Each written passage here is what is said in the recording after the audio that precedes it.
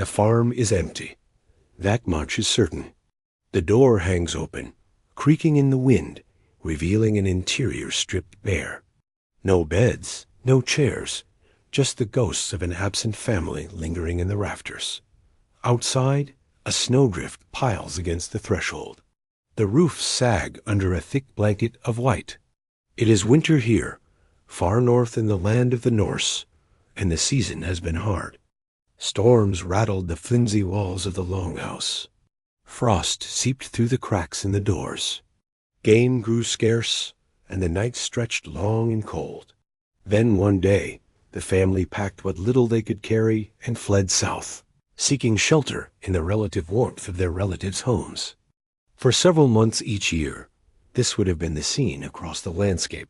A silent, empty farmstead, the lone chimney venting pale steam into the gray sky. Life for the Norse people was not easy, but as the sun began its slow journey south, and the days grew shorter, the farmstead emptied. And that created a new set of challenges. How does a community prepare for a winter that can last for months? What sacrifices must be made? How do people keep busy when the outside temperature stays below freezing for half the year? First, the family prepared food and preserved it for the winter. Fish was plentiful in the icy waters, as were reindeer and other game. They salted and dried meats and fish, then stored them in covered jars or hung them from hooks in the rafters. Root vegetables like carrots and potatoes were peeled and dried, while others were chopped and boiled with meat and stored in sealed containers. They also gathered berries and fruit, dried them, and mixed them with milk or ground them into a powder that could be used for baking. These foods would last through the winter, sustaining them until spring. Then there were the rituals associated with the winter solstice. The longest night of the year was a time for celebration and remembrance. People would gather around a bonfire and share stories and drink to the return of the sun and the promise of longer days. At the solstices, the Norse observed Yule, a festival of light and rebirth. They decorated their homes with evergreen branches and wreaths and exchanged gifts. They told stories of the gods and held feasts. One important figure in their mythology was Odin, the god of wisdom and magic, who was said to have sacrificed his eye to gain knowledge of the runes, which were used for divination and protection.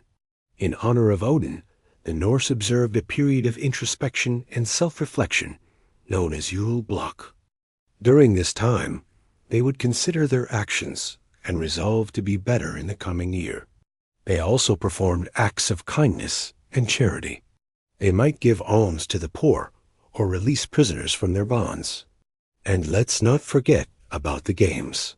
When the sun dips below the horizon for the last time before the solstice, the whole town turns out for a final hurrah.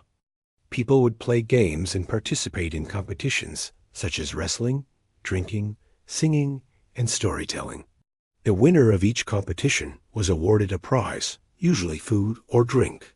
After the games, everyone would return home to await the arrival of the Yuletide.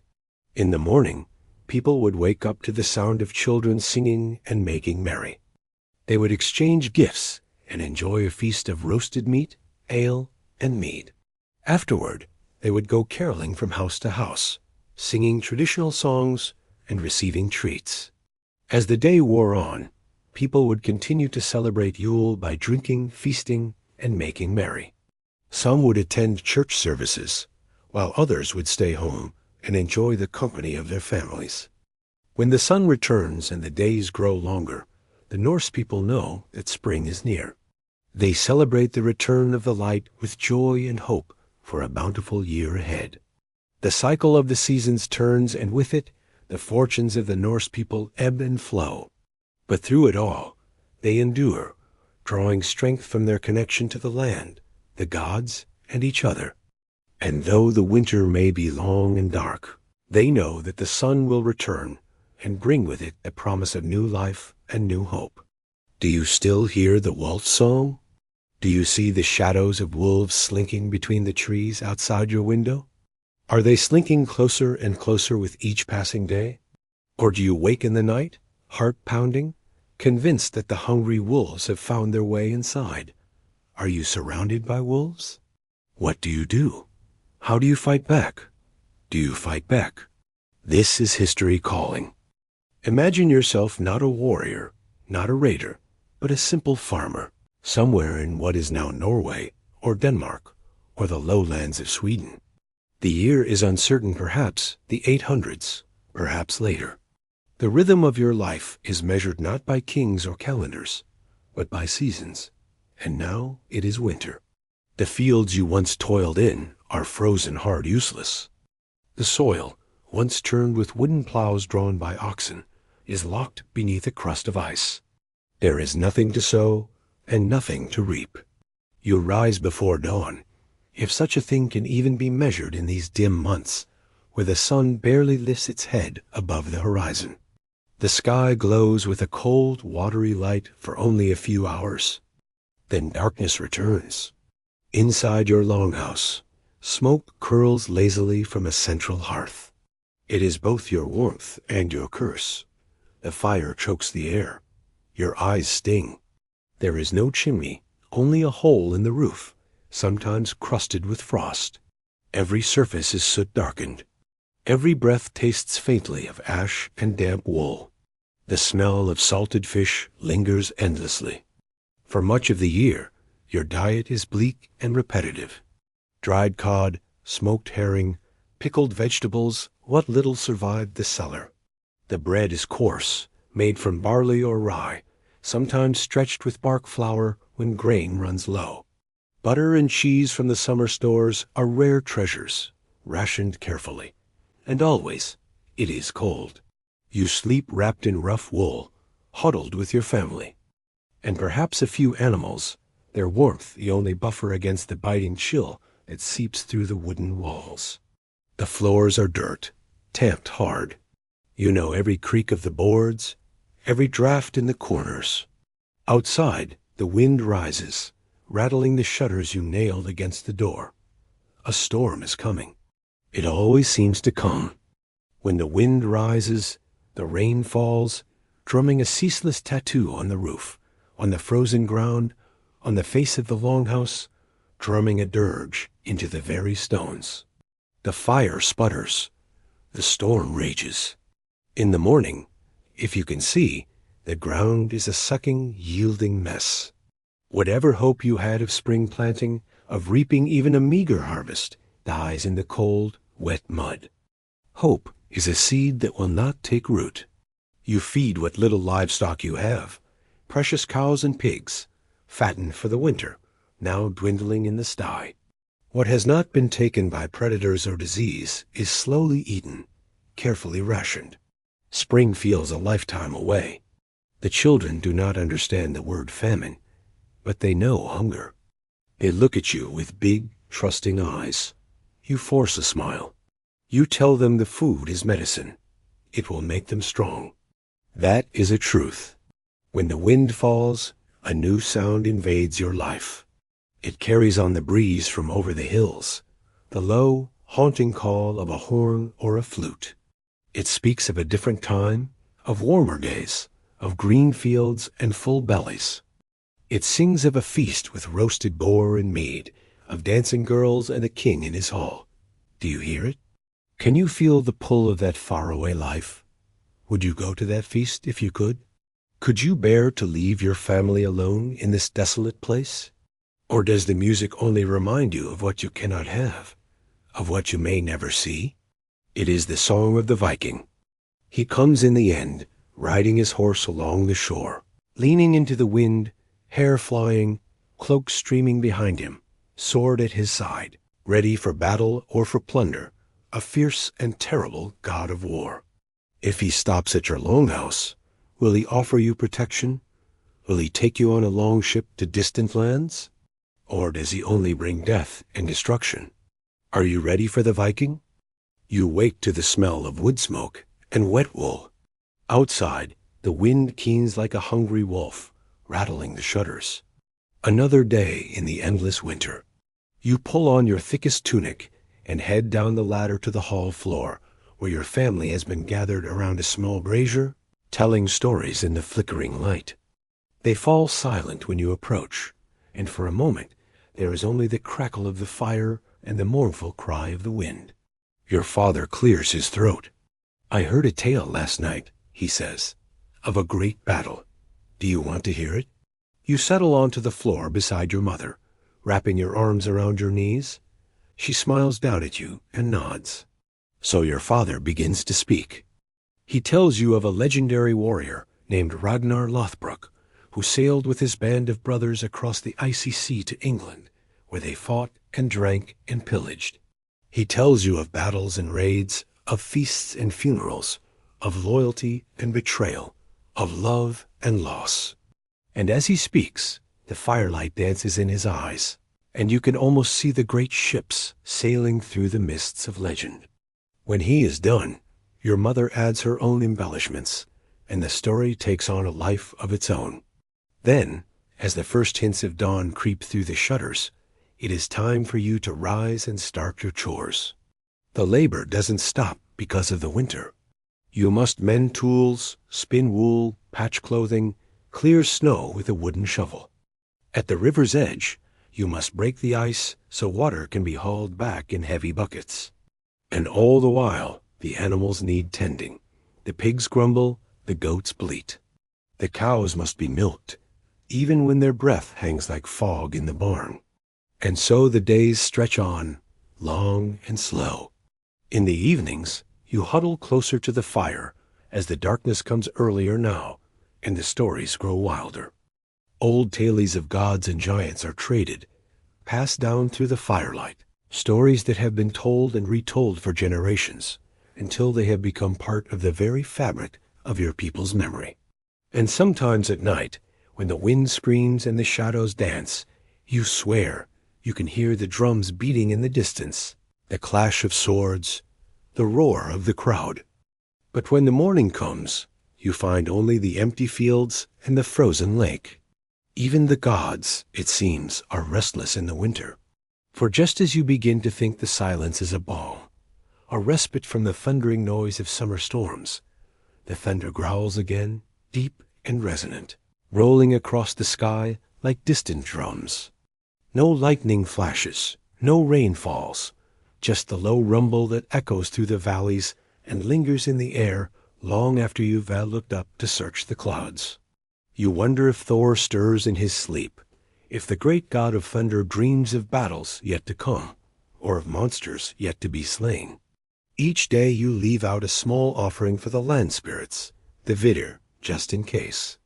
Your grandmother warned you that in the dark, cold days of winter, the veil between the worlds is thinnest, and the dead have more freedom to roam the earth. Some nights you swear you can hear the sound of their footsteps, the whisper of their voices on the wind. Others, when the snow falls thick and fast, you could almost believe that the spirits of winter have come to claim the land for their own. There is no calendar on the wall to mark the days, no end date to this frozen silence. You watch the sun climb higher and higher each day, but it still offers little warmth. Time stretches on, endless and cold. You find solace in the routine, the endless cycle of work and rest, the familiar faces around you, the stories that have become as much a part of winter as the snow and the ice. The land is silent now, waiting, like you, for the sun's return, for the ice to crack and the birds to return. Until then, life is patience and cold and repetition. And so you wait, enduring, hoping for the warmth of summer to come again. In the depths of winter, there is little to do but wait. But there is always something to notice. The subtle shift in the light, the whisper of the wind, the scent of the snow. If you look closely, you might just find beauty in the frozen world around you. You might even find hope. In 1043, Harald returned north. The Byzantine emperor gave him a princess to wed, a gift to help forge an alliance against the encroaching Seljuk Turks. That princess, though, would be the last piece of Harald's past life to go.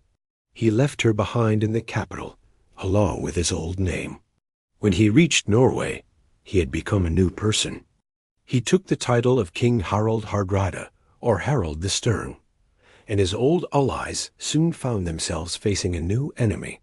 Even as he consolidated power, his neighbors kept picking at Norway's borders. Harald responded to threats in his own fashion. No longer the boy who fled the battlefield, he became renowned as a fierce warrior. One saga tells of how he hunted down and killed a rival king, then tossed his crown into the sea. Another tells of how he single-handedly defeated an entire army. There are dozens of stories about his exploits, but we cannot know which are true and which are myth. What we do know is that over decades he expanded his kingdom, subduing tribes and building alliances. He also established a royal council, made laws, minted coins, even waged war on the Faroe Islands. He was a classic example of the Scandinavian Viking brutal, yes, but also capable of sophistication. His hall was full of fine carvings and tapestries. He loved poetry and hosted the largest feast in Norwegian history. Yet one saga tells of how he threw a rival king off a cliff, laughing as the man plummeted to his death. Those who crossed him had a colorful way of dying. Some were sewn up in animal skins, left to slowly suffocate. Others were thrown into pits, then pulled out only to have their limbs broken. For those who survived, they were exiled from Norway forever, never to return.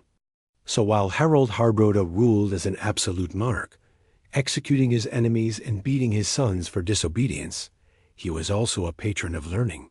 Many scholars came to his court, eager to hear his stories of distant lands, eager to copy his Byzantine manuscripts. Harald commissioned the construction of the first stone church in Norway. He even welcomed Christian missionaries, though he never converted himself. He remained a follower of the old Norse gods. Imagine him in the center of this great hall, his face weathered and scarred from decades on the road. Here was the big man, hardy and boastful, telling stories of his youth spent among the ice-bound tribes of the north, of his adventures in the warm south. Was he really a giant, as the sagas claim? That is doubtful. But he was a giant in reputation. Now older, slower perhaps, but no less dangerous.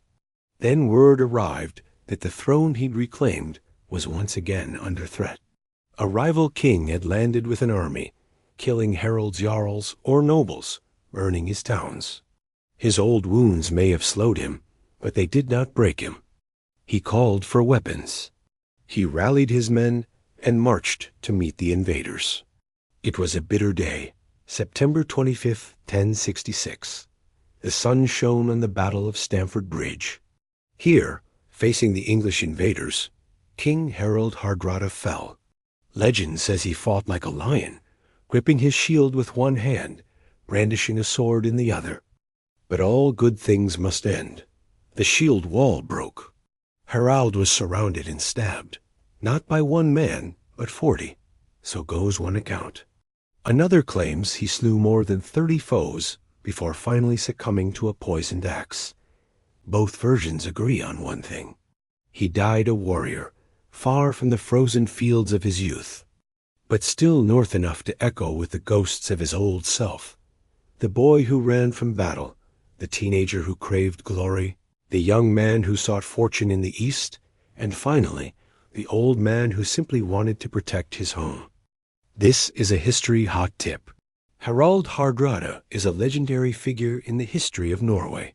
He rose in rank, earned wealth. But Harald was not content. He wanted more than coins, more than glory in a foreign empire. He wanted to return and claim a throne. And so, after nearly a decade of service, Harald left Constantinople. He traveled back through the rivers of Eastern Europe, this time not as a wounded youth, but as a hardened commander, his pockets full of Byzantine gold. In 1046, he returned to Scandinavia. His nephew Magnus was now king. But the bond of blood was not enough to secure peace between them. Harald bought alliances, negotiated, and when Magnus died the next year, Harald became king of Norway. Now in his early 30s, Harald ruled with a heavy hand. He restructured laws, built churches, maintained a standing army. But rebellion always simmered. Denmark eluded him. The legacy of his brother Olaf cast a long, holy shadow. He was not beloved in all quarters. His name hardrada means hard ruler. He could be ruthless. He taxed heavily. He crushed uprisings. But he also brought stability. He understood diplomacy and power. And still, it wasn't enough. By 1066, Harald's ambition turned westward. England, embroiled in political chaos, became his target. He sailed with a great fleet, 300 ships, some say thousands of men. It was to be his final conquest. At first, he triumphed. He captured York, but at the Battle of Stamford Bridge on September 25, 1066, Harald fell. An arrow struck him in the throat, and with that, the last great Viking king was gone. But the story did not end there. Harald's death marked the fading of an era, the close of the Viking Age. 3 weeks later, William of Normandy would land on English shores, and history would turn again. Now let's turn to another kind of history, one written not in blood and battle, but carved in stone. Runestones. They dot the landscapes of Scandinavia like silent sentries of a forgotten tongue. Each monolith is a riddle wrapped in stone, a testament to lives lived and lost, victories won and loved ones mourned. Runes were not just letters, they were a way of life, a culture's heartbeat etched in granite. In the heart of Sweden, an ancient quarry bears witness to these traditions. Here amidst weathered stones, a tale unfolds, a saga of love, loss, and a father's grief. Our story begins with Astrid, a shield maiden, her spirit as fierce as any warrior. Yet even in valor, there is fragility. Astrid finds love, a bond as strong as the runes themselves. But fate, as fickle as the winds of change, tears them apart. Her beloved taken by the cold embrace of death. Consumed by grief, Astrid herself follows her love to the eternal slumber. Their son, a prince named Eric, grows, nurtured by tales of his parents' love and courage. When Eric is old enough, he sets out into the world, eager to forge his own path. But the whispers of his lineage precede him. Everywhere he goes, tales of his parents' bravery echo in his wake. But the weight of his heritage is a burden. Eric becomes a wanderer, seeking solace in the vastness of the Viking world. For a time, he finds respite, even love, but the specter of his past continues to haunt him. Driven by an insatiable longing for belonging, Eric returns home. He stands before the weathered stones, where his parents' memory is kept alive, and here in the silent company of the ancients, he finds peace. The saga concludes, not with a bang, but with the quietus of remembrance. Eric ensures that his parents' memory, like the runes on the stones, endures through the ages. The cycle of love, loss, and remembrance echoes in the heart of the ancient quarry, a timeless testament to the enduring power of family and the echoes of the past. You can find many more historical tales on our channel. We bring history to life through storytelling. Stay tuned for more adventures. See you next time. Runestones. Thousands of them were raised across Scandinavia during the Viking Age, roughly between the 8th and 11th centuries AD. And yet, it's hard to say exactly what they tell us about the people who raised them. That's because most of the inscriptions are in Old Norse, a language that's pretty tricky to decipher without knowing the language. Scholars have worked out that some of the stones were made to commemorate the death of a loved one, others to record a king's deeds, and some to mark the boundary of a farm or a graveyard. But the majority of runestones don't give away their secrets so easily. They're full of images and symbols, but those can be difficult to interpret. What we do know is that making a runestone was no easy task. It took a lot of work to quarry the stones and transport them, and even more time and skill to set them up just so. This was not a quick or cheap project. In fact, there was probably no more expensive construction project for a Viking than a runestone. so it wasn't surprising that some went up with a bit of ceremony. A feast was held, sacrifices were made, and sometimes a small settlement grew up around the monument. Over time, these sites became important places for the local community, places to come together. So if you were a Viking, and you wanted to get the attention of your neighbors, you would put up a runestone. You might warn travelers to approach with caution, or you might boast of your own bravery and strength. And if you were a woman, you might even threaten violence against anyone who messed with your stuff. One runestone in Sweden bears the warning, "The shield maiden Alfhild here has her memorial. Let him who lifts the stone beware, lest he incur the wrath of Alfhild." I really hope whoever wrote this didn't get hit by a flying shield.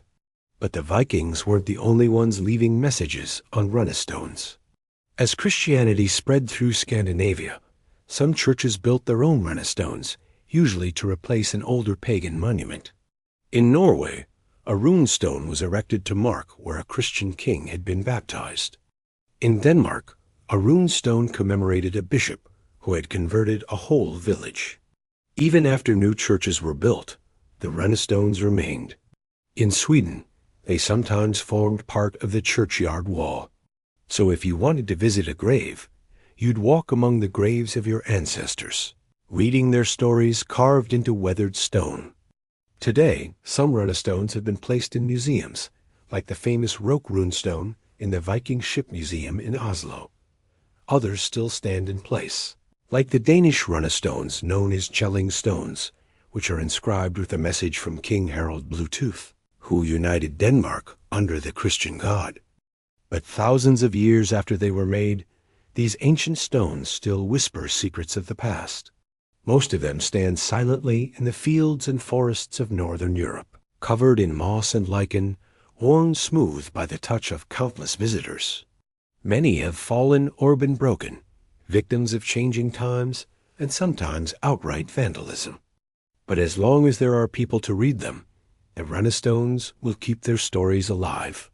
Because unlike many artifacts of the Viking Age, these monuments weren't made to last forever. They were made to last until they were no longer needed. When their stories had been told enough times, they were allowed to fall into ruin. The Vikings were ready to move on, but in doing so, they left something for us to discover. Welcome back. Welcome to the Longhouse. Come, warm yourself by the fire, rest your bones. You must be weary from traveling, as I am, from all this talking. But before we part ways, there's one more thing I want to show you. Now, when most people think of Viking art, they think of great tapestries, vibrant and full of motion. And such works did exist, mind you. But few remain. More durable, more lasting, were the carvings in wood and stone. As I said, very few grand examples have survived the centuries. Most runestones are not elaborate. A typical inscription might read, "Thorstein raised this stone in memory of Bersi, his brother. A brave man." That's all. But in that simplicity lies power. Imagine losing someone in an age without paper, without photographs, when stories could fade with each retelling. To raise a stone in their name was both a statement of remembrance and a plea to memory. Many stones are set along what were once major paths, or roads meant to be seen. Others bear images, serpents curling around the text, or crosses from the later Christian period, woven into Norse designs. Some speak of journeys. Gunnar went to the east with Ingvar. These stones may mark the final record of a man who died far from home, perhaps in Russia, or among the ruins of Constantinople. Other stones hint at mystery. Some carry curses. May he who destroys this stone be doomed. Some are jokes. There is one, found in Sweden, where the carver boasts of his own skill at length and seems to poke fun at another carver nearby. And some remain entirely puzzling. One of the most famous is the Rek stone, also in Sweden. Its surface is covered in over 700 runes, composed in poetic verse, some decipherable, others not. Scholars still debate its meaning. Is it a record of lost kings? A mythic warning? A riddle never meant to be solved? There is a quiet dignity in these stones, a calm amid the drama of their tales. They speak without sound.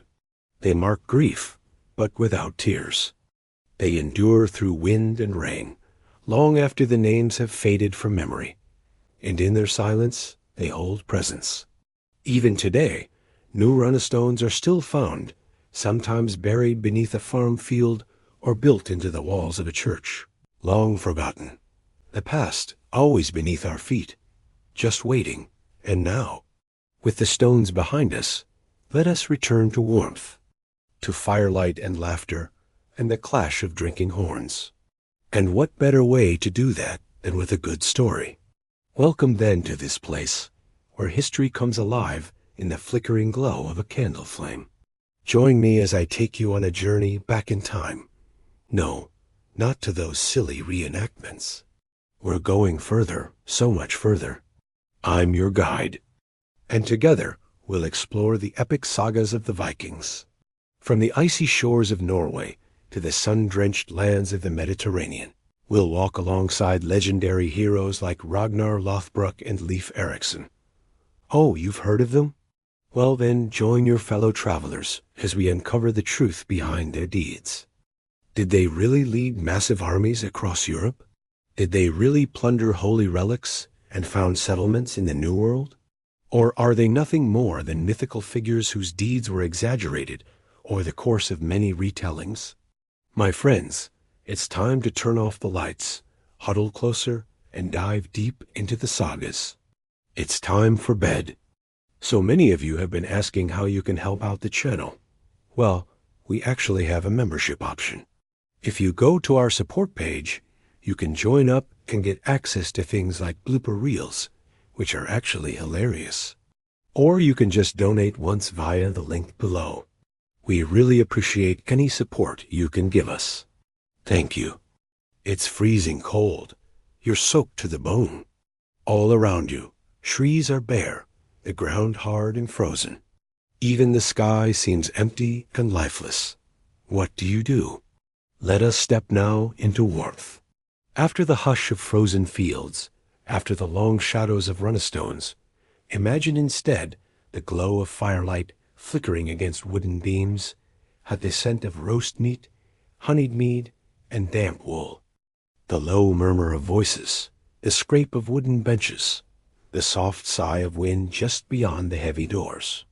This is the feasting hall of a Viking jarl. The longhouse is not grand in the way of later castles or palaces, but to those who gathered here, it was the very heart of social life. Thick wooden walls, made from oak or pine, sealed tightly with turf or clay, kept out the worst of the winter winds and the curious eyes of any who might lurk outside. Rafters overhead hung with smoke-cured meats and bundles of herbs. In the center, a long fire trench burned steadily. The smoke curled up toward the thatched roof, some of it escaping through a narrow hole in the peak, some of it staying, adding to the rich scent of hearth and history. Along each wall, benches, rough-hewn but softened by furs, invited weary travelers to rest, to share a meal and a story with the men and women who lived and worked in the settlement. Here sat warriors, farmers, traders, craftsmen, and skalds, those poets whose verses were prized above coin. And at the head of the hall, beneath richly carved beams, sat the jarl. Not a king, mind you, but a chieftain, a leader, often as much by reputation as by birth. His hall was his court, his theater, his refuge. In the flickering firelight, men and women, young and old, gathered to honor the jarl and themselves. Feasts marked many occasions: the end of harvest, the arrival of honored guests, victories in battle, or simply the turn of the year.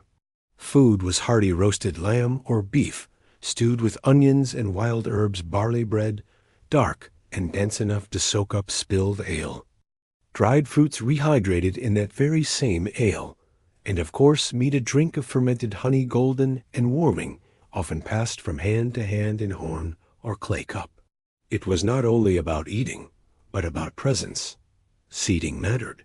To sit near the jarl was a sign of favor. To be far from the fire meant you were either newly arrived or no longer trusted. And as the meal stretched into night, the performances began. Imagine a roaring fire, shadows dancing on the walls, the scent of wood smoke and roasting meat mingling in the air. Now picture this, a vast hall filled with hardy Vikings, their faces illuminated by flickering torches, their voices raised in a mixture of boisterous laughter and rhythmic chanting.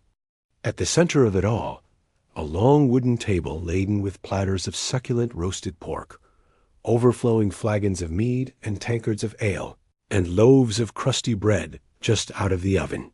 It's a scene of pure medieval merriment, isn't it? Almost makes you want to grab a tankard and join in the fun, doesn't it? This was not the raucous shouting of a tavern. It was ritual, structured, a careful blend of admiration, insult, memory, and challenge. Boasting, known as flighting, was a kind of verbal duel, a ritualized exchange of insults, layered with poetry and wit. To accuse someone of cowardice, poor lineage, or lack of generosity was not taken lightly. Yet if done cleverly, rhythmically, it could be met with laughter instead of a blade. Imagine two men standing, their voices rising in practiced cadence, while others listened closely for the turn of phrase, the sharp edge hidden in a smile. I sailed farther than you, fought harder than you, and your beard is as soft as a calf's tail. To which a reply might come, yet I returned rich, while you returned to beg scraps from the jarl's hound. Always, the line between humor and offense was thin and shifting. And so, as the fire crackled and the mead flowed, the Vikings of the Longhouse celebrated life, tested bonds, and wove stories that would echo through the ages, tales of courage, camaraderie, and the thrill of the verbal duel. And isn't that what every Viking, whether in the 9th century or the 21st, really wanted? To be remembered, to be challenged, and to live a life that was worth singing about? This is the author.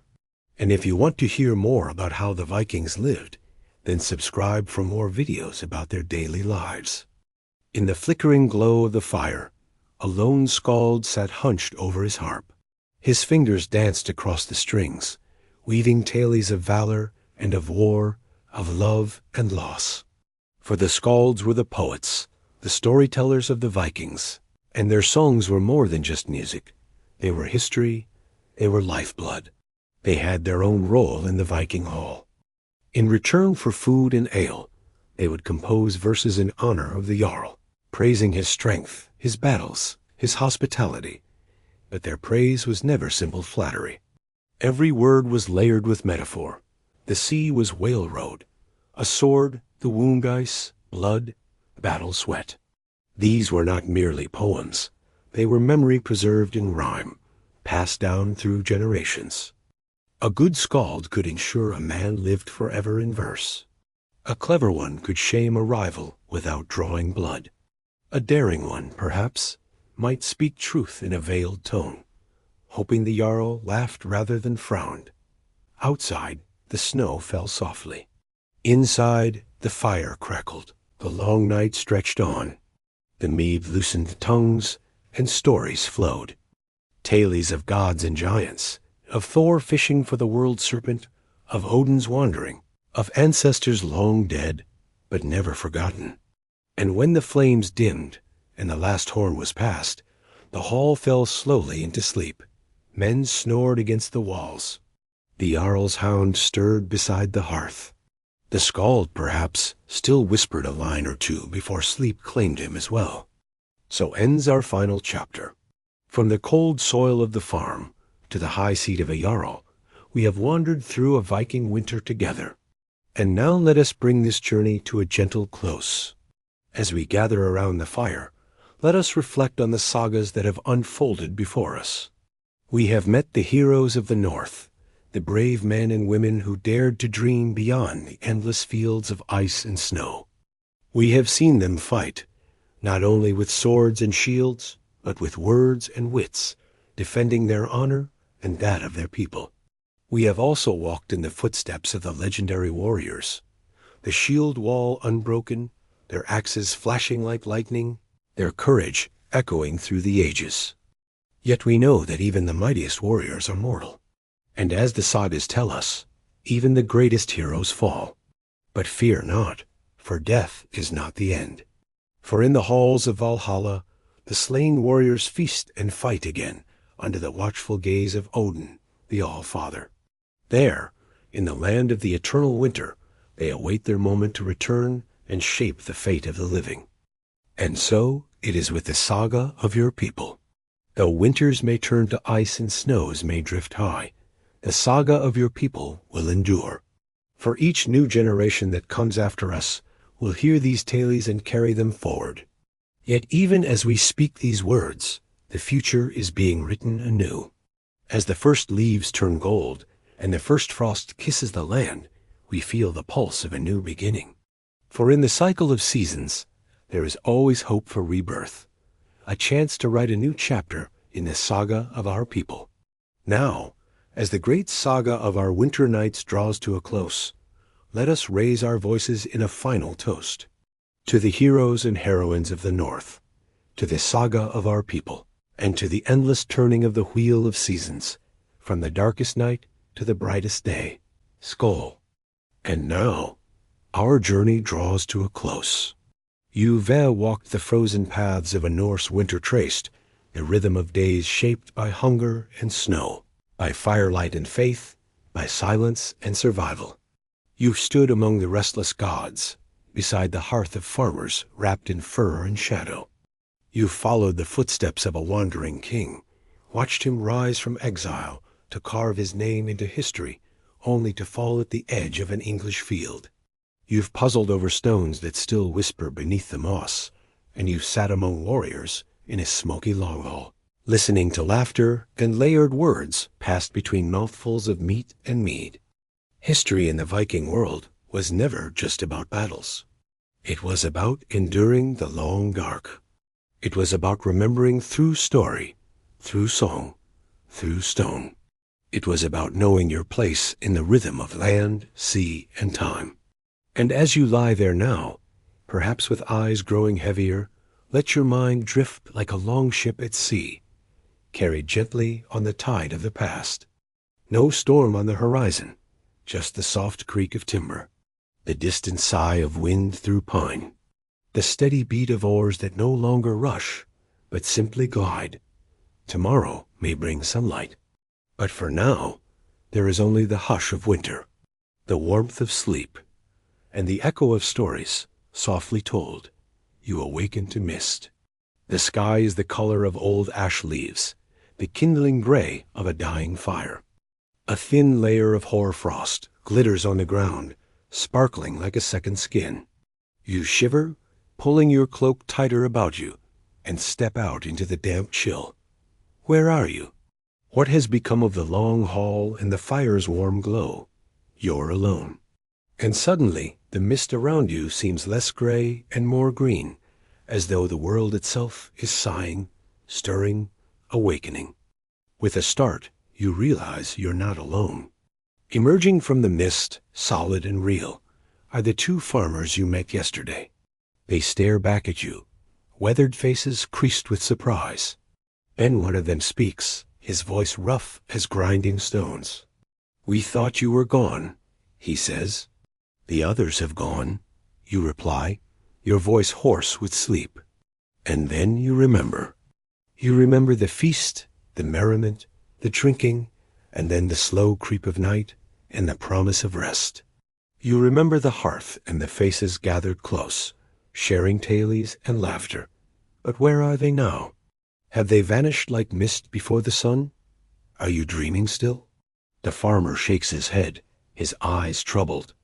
No, you are here still, but the others, they are gone, vanished in the night. He looks away towards the rising sun, a ghost of a smile touching his lips. Some things, he says, are never meant to stay. He turns back to you, his gaze intense. But you, he says, you are meant to stay a while longer. There are stories yet to be shared. His words echo in your ears as you follow him deeper into the heart of the winter woods. The mist is rising, swirling around ancient trees gnarled and wise. And as you walk, the forest seems to stir, to hum with life. You can hear the drumming of a woodpecker, the whisper of a mouse scampering through undergrowth. Suddenly, the trees open up, and you find yourself in a clearing bathed in pale sunlight. In the center stands a great oak, its branches heavy with age and wisdom. And beneath it, nestled in the crook of its roots, is a small wooden box. The farmer hands it to you. "Take this," he says. "It belongs to you." As you reach out, tendrils of mist seem to flow from the box, leaving tales of forgotten winters, of laughter and loss, of love and longing. And then, like smoke, they drift away. You open the box. Inside, nestled on a bed of moss, is a silver pendant shaped like a raven's head.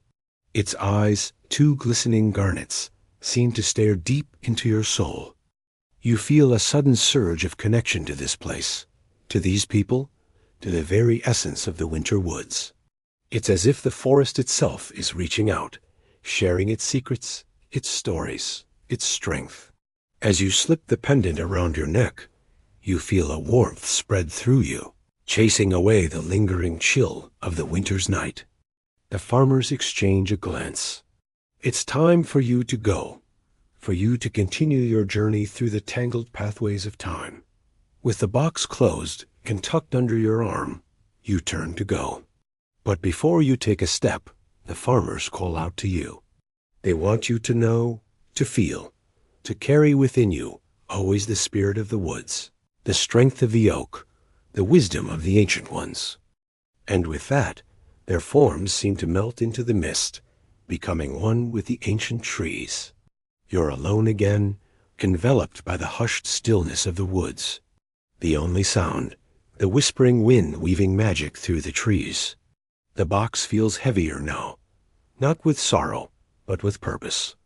It's filled not just with trinkets of the past, but with echoes of laughter, whispers of wisdom, and the lingering warmth of human connection. You take a deep breath, the crisp air filling your lungs with the scent of pine and damp earth. It's a smell that will linger in your memory long after the winter woods fade from sight. Ahead, the path through the trees seems to beckon, promising new encounters, new stories waiting to be uncovered. As you step onto that path, you do so with a lighter heart and a heavier resolve. The winter woods have shared their secrets with you, and in return, you carry their spirit within you, ready to share their story, their strength, their song. Your journey continues, but a part of you will always remain in the winter woods, where the oak whispers wisdom to the ravens, and the mist dances to the rhythm of a forgotten drum.